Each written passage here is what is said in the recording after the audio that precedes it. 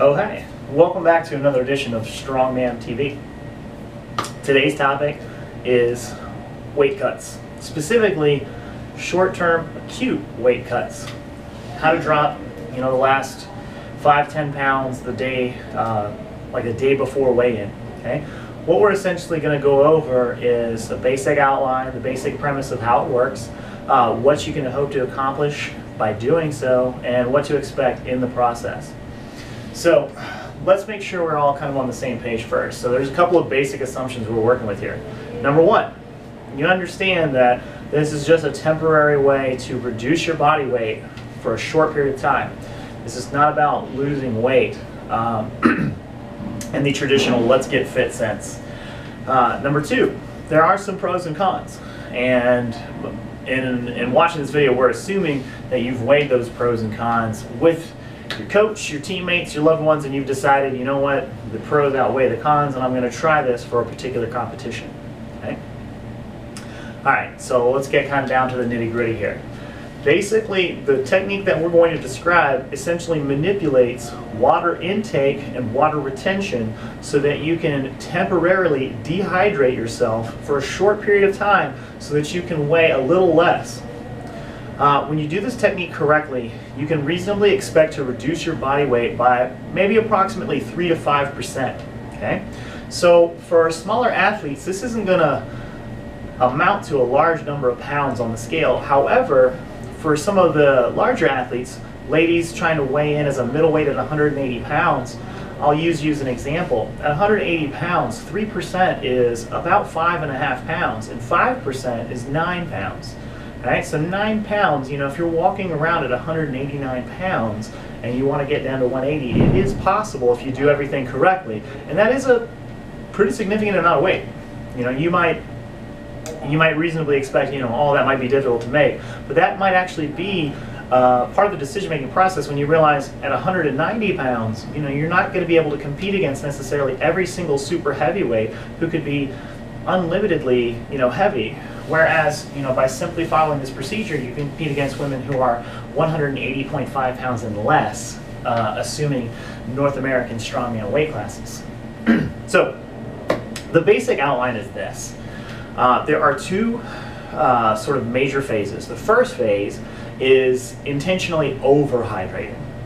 And the second phase is intentionally dehydrating or underhydrating. Okay? And it's in the second phase where the weight loss begins to occur. So essentially what we're going to do is take advantage of the body's natural water management system, hormones, renal system, things like that, to encourage your body to uptake and absorb and retain water, and then teach it, we've got plenty of water, so to get rid of water. When you remove water intake, the sort of water shedding sort of atmosphere will remain for a short period of time, and it's during that period where you discontinue intaking water but you're still excreting water that you'll lose a lot of water weight and you'll become dehydrated very quickly. Now, it's key that you hear what I'm saying there. You will become dehydrated. So this technique is really only applicable really if you have a night before weigh-in. And we are not advising you to use this technique on a day of weigh-in because it does take considerable amount of time, nutrition and hydration, to actually recover your hydration status. So you're going to need that 12 hours between a Friday night weigh-in and a Saturday morning contest to recover from this technique. If you don't have it, your performance will suffer. All right, so this period to cut weight via water manipulation could last anywhere as short as maybe 3 or 4 days, or as long as maybe 8 to 10. Okay, the final sort of water shedding phase is usually pretty short. It's 2 to 3 days typically. So let's use like a week. Most competitions are on Saturdays, so let's assume that we've got a Friday night weigh-in, right? And the preceding week is our sort of water cut period. Most water cuts would start like on Sunday or Monday. And how you begin is by measuring your water intake on that first day. So let's say we start on Sunday. What we usually recommend is that you drink 1 ounce of water per pound body weight. Okay, so again, let's say you're 190 pound middleweight. We're talking 190 ounces of water. Right? That's a something like 20-something glasses of water. It's a lot of water. Okay? You can start a little lower, especially if you're not the type of person who usually drinks a lot of water. This might be a little unusual and uncomfortable. So even going 75% of that, like let's say that's like 130 ounces of water, that's still going to be a large amount of water for you to drink.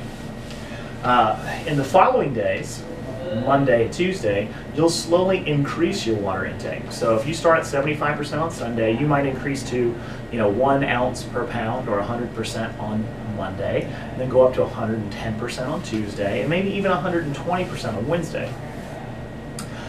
It's around this phase, or around this time period, that you start to transition away from overhydration and into intentionally underhydrating. Now, during these early days, Sunday, Monday, it's totally fine to continue to consume sodium and other macro and micronutrients that help you to retain water.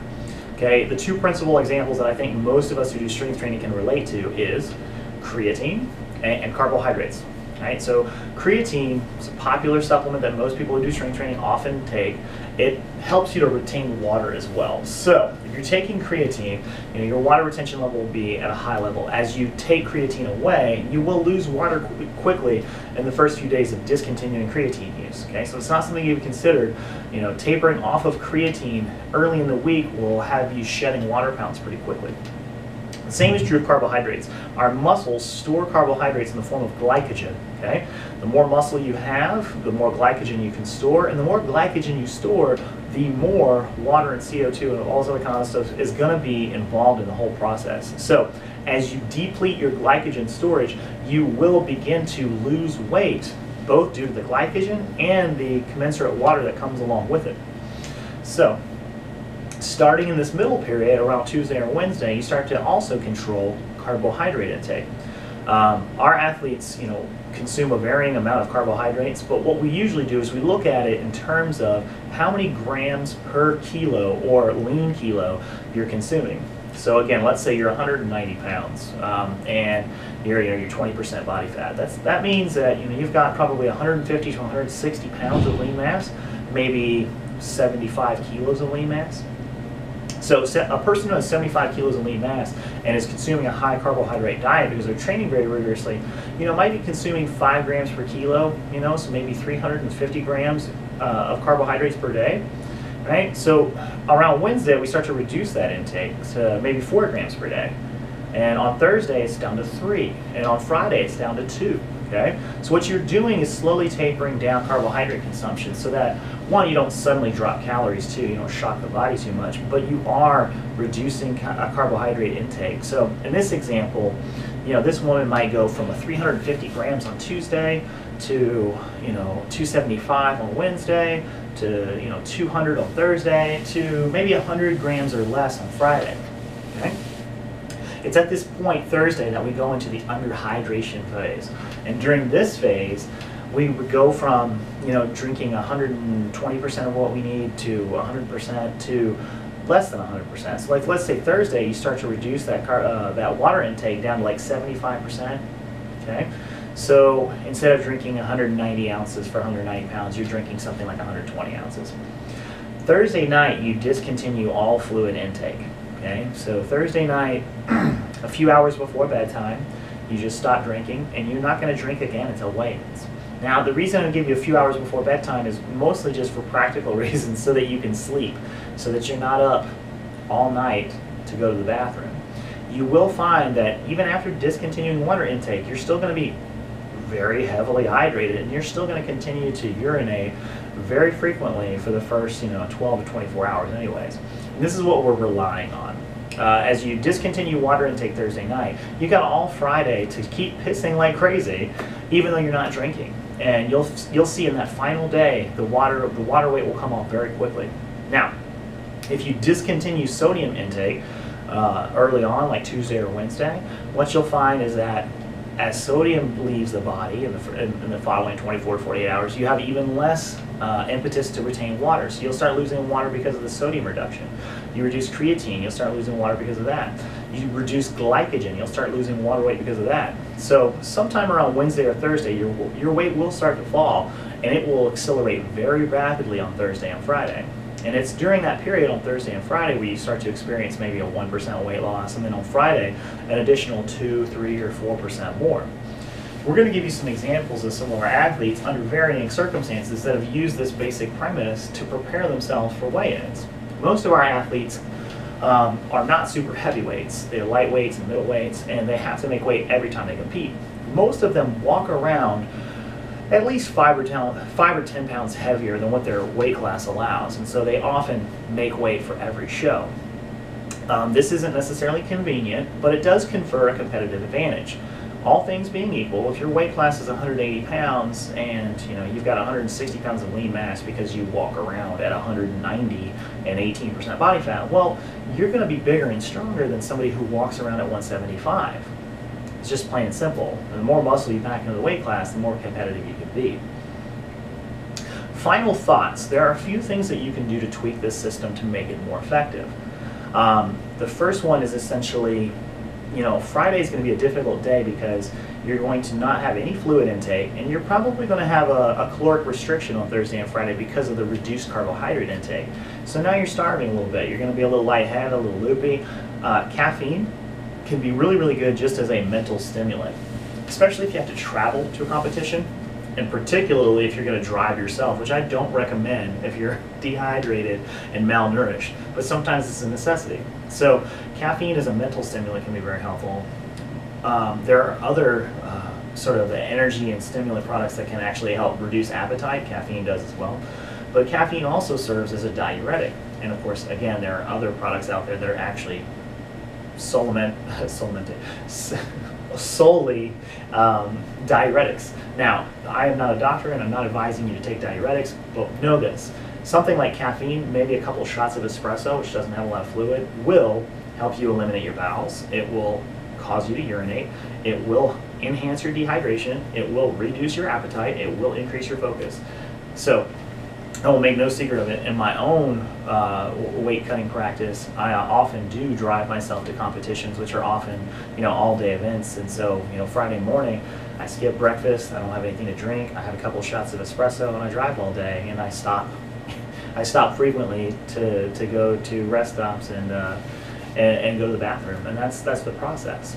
But our athletes, again, tend to experience, maybe about a 4% weight reduction in those last 2 days just by following this technique.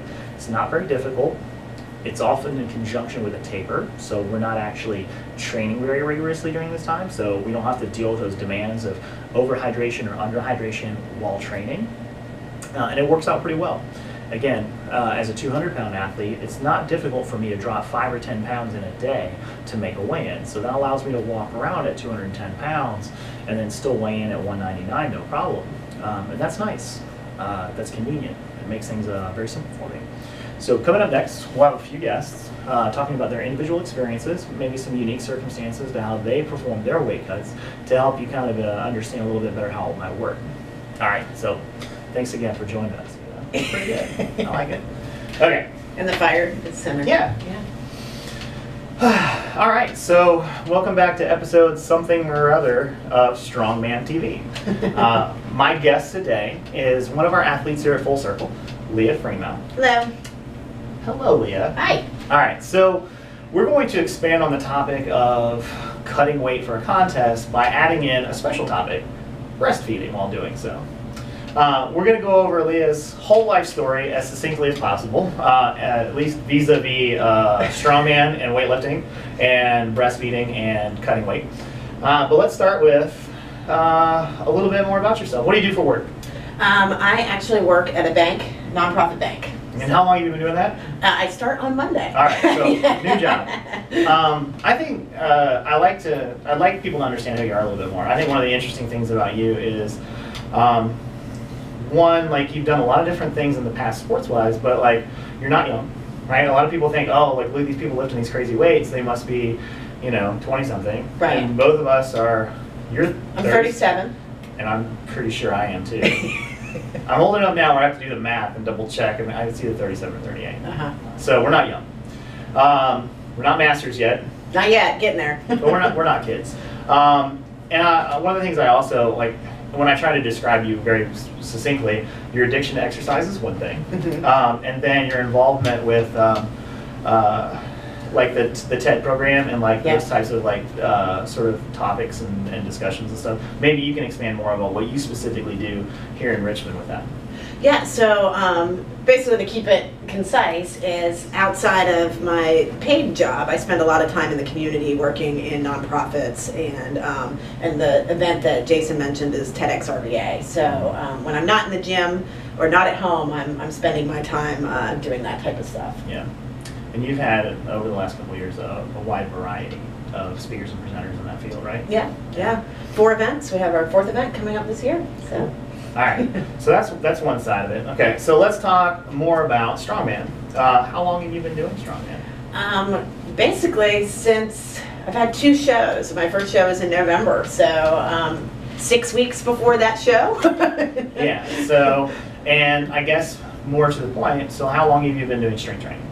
I entered into consistent strength training in 2012. I headed into that road, or headed down that road to really to actually cross-train for the kickboxing that I was doing. Got into the weight training, and actually specifically it was CrossFit, and loved the fact that I could be aggressive, get a great workout, get a great sweat on, and not get punched in the face. So I slowly but surely faded out of the kickboxing sport and have moved more into the strength training world, which has been great. I think I totally said the same thing about judo and jiu-jitsu at some point. It's like, I really like fighting, I just don't like punching people in the face. Yeah, so and that kind of gives us a little bit of background. It's been several years of physical activity that's kind of slowly but surely distilled from, I think you were telling me earlier, kind of just general weight loss and just being maybe more healthy and more physically active towards martial arts and kickboxing, towards a gym, towards CrossFit, towards our barbell program, and then eventually actually competing in Strongman. Right. Does that make sense, right? A little distillation. Yeah, and back to your point on the age thing. I didn't enter into the kickboxing world until I was 30. So, and this was after years of not being active and being, significantly larger than I am now, or even then. And so I was an older athlete as well when I got into this. I suspect that there's a lot of our viewers that can relate to all this. So like, we'll get into specifics. So you said you really started being active when you were like 30. You told me earlier a lot of it had to do with weight loss. And over the course, and we're going to talk about the specifics, I guess, when we talk about your weight cut, but you've lost a lot of weight so far, right? Yes. Yep.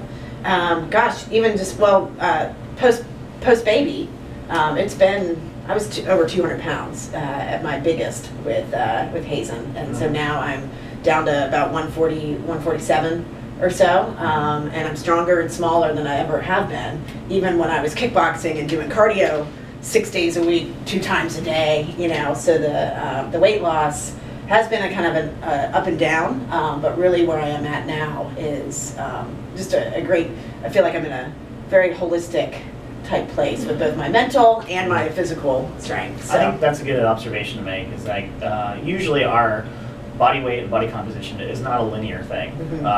It's always going up and down based on new activities, new lifestyle, and new life events.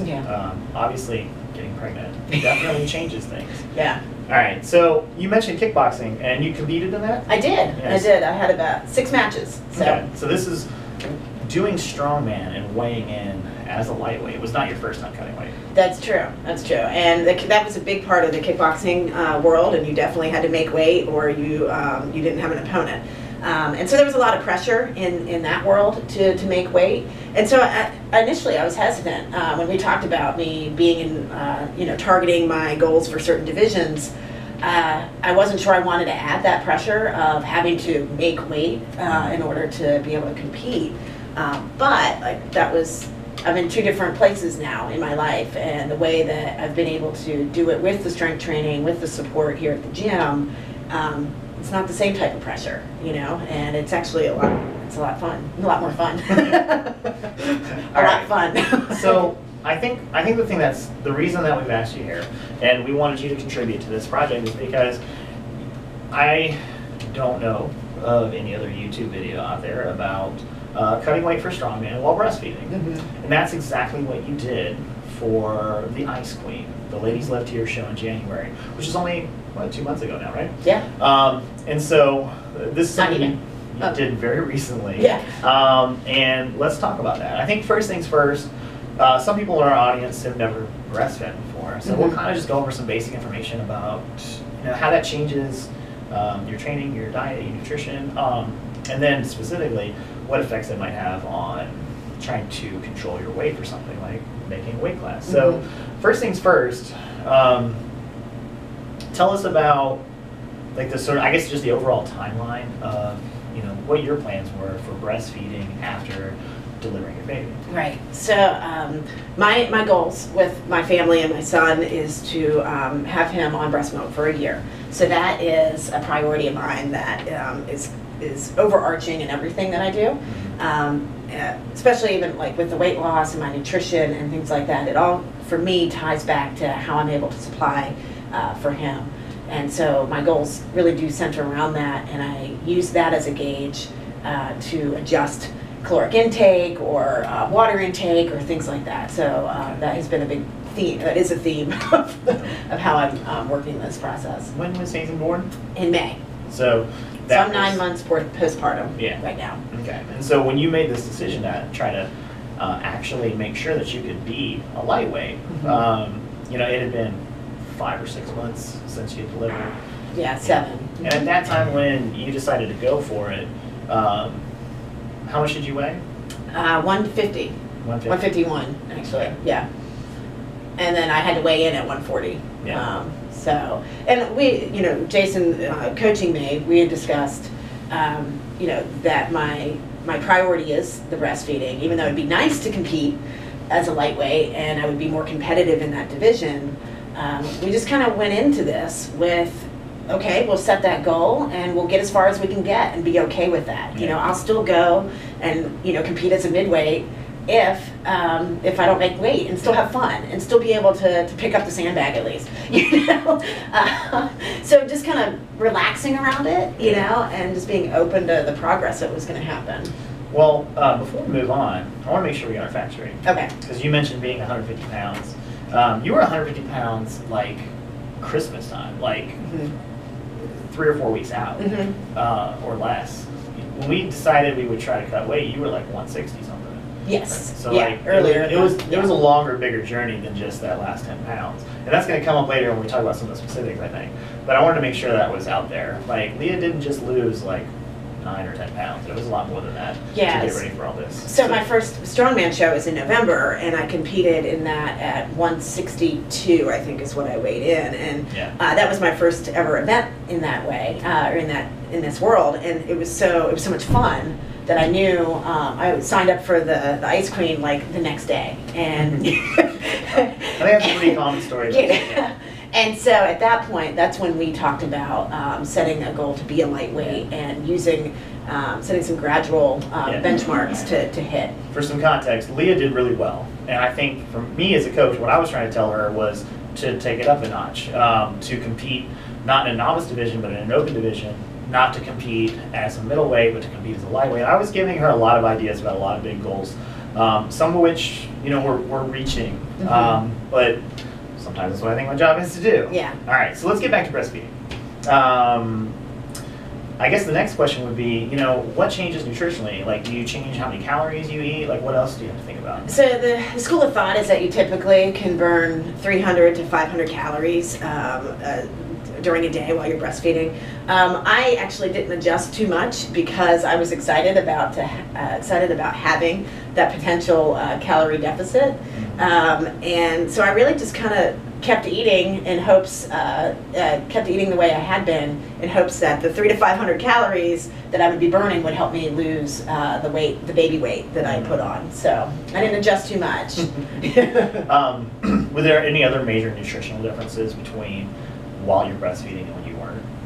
I paid more attention to the protein and the fat intake because that is key for the type of milk that my baby is eating. I also do not take pre-workouts, and I'm very limited on the types of proteins and things that I use as well, just knowing that it goes into my supply and that he will be eating it. So. That's the pre-workout thing is probably something you haven't thought about. You're like, oh shit. Yeah. That's a game changer too on your workout prep. Like a year of no caffeine, for instance. It'd be different. All right. So once you were done with this sort of general phase of trying to watch your diet and tapering your weight down slowly over time, when it actually came into like the last week or two, and we actually started to do an actual like weight cut, how did that feel when you started that? It felt fine. I mean, I basically I went and bought a big half jug thing to carry my water around, and I like to have tools and gear, if you will. So I bought my gear for my weight cut, and started in on Sunday night and really started to pay attention to the water and the carbs, and was very intentional with the sodium intake. I'm a person that likes to have a plan, and so for me, tracking and working a plan was very comfortable, and having that structure helped me reach those goals. Makes a lot of sense. I think it's something a lot of people can relate to. So, was there any difference, when you're kind of, drinking excess water, you're watching sodium, you're changing some of your carbohydrate intake? How did that impact your actual breastfeeding, pumping, that kind of thing? It didn't change too much. I mean, my supply went down a little bit towards the end of the week when the water had been cut significantly. Friday, the day of the weigh-in, when I actually went and sat in a steam room and things like that, I didn't produce that much. But as soon as I refueled and rehydrated, I was pretty much back to normal by Sunday morning. Friday on your plan was basically no water intake all day, yes. Right? So yeah, makes sense. Okay, so how did your weigh-in go? Good. I weighed in at 140 on the dot, so that's pretty awesome. Successful. So. And that represented, like, the Sunday before when you got started, you were weighing. I was 151. Yeah, so that day. That was actually like 10 or 11 pounds in those last 6 days or so. Yeah, and I think one thing that, because I was surprised by how comfortable I was all week and how I wasn't really cranky or like crazy, a little loopy on Friday, but that was probably just being excited as well. Was the fact that I didn't really have a lot to do in the gym that week. Yeah. And so I was able to relax and really just kind of focus on the eating and the water, and wasn't worried about taxing my body, in order to get that extra water out or that one last pound out.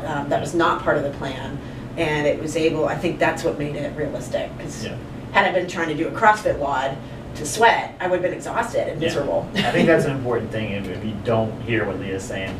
When we train for a show, that final week leading up to the show is usually a really big taper, and the more experienced the athlete, the longer and harder that taper is. But even our novices, like Monday or Tuesday is probably their last training day, and those are usually light and easy. So Tuesday, Wednesday, Thursday, there's no training written.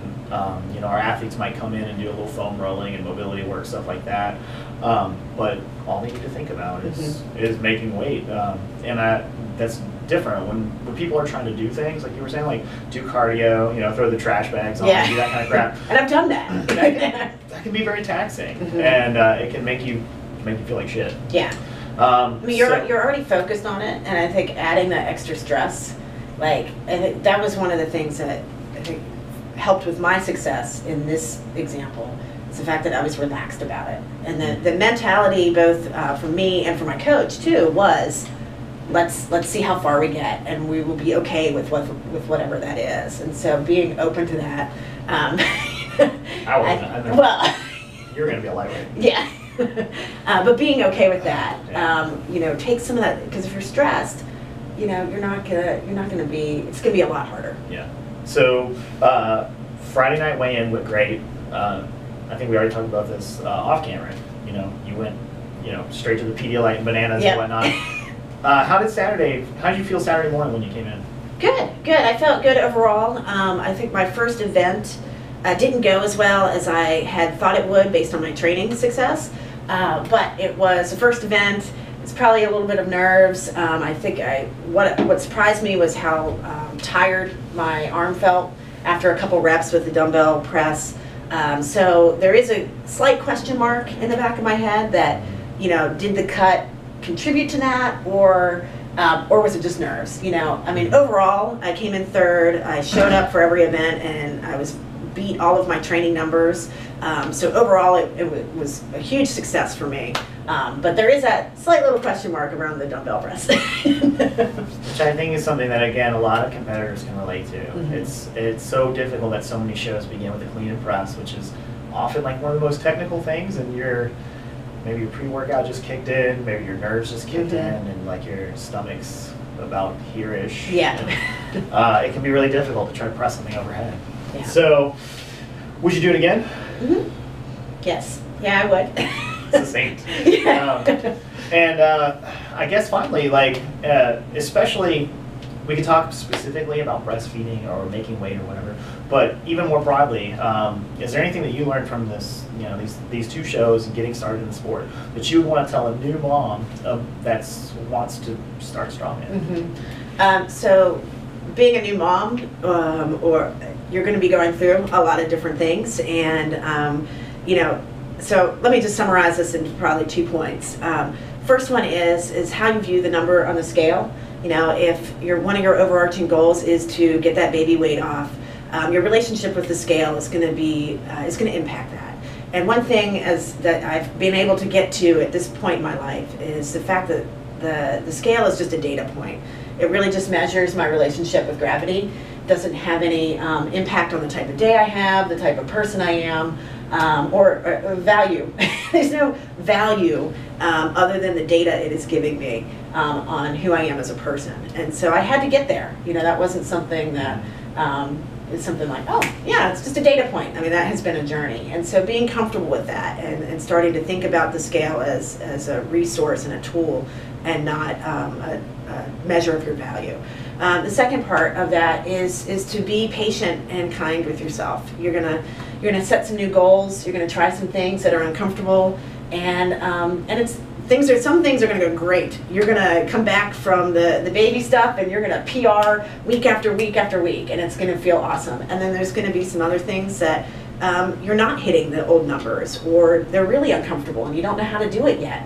And so just being patient with yourself and being kind to yourself as well will help make this journey more fun and probably more successful overall.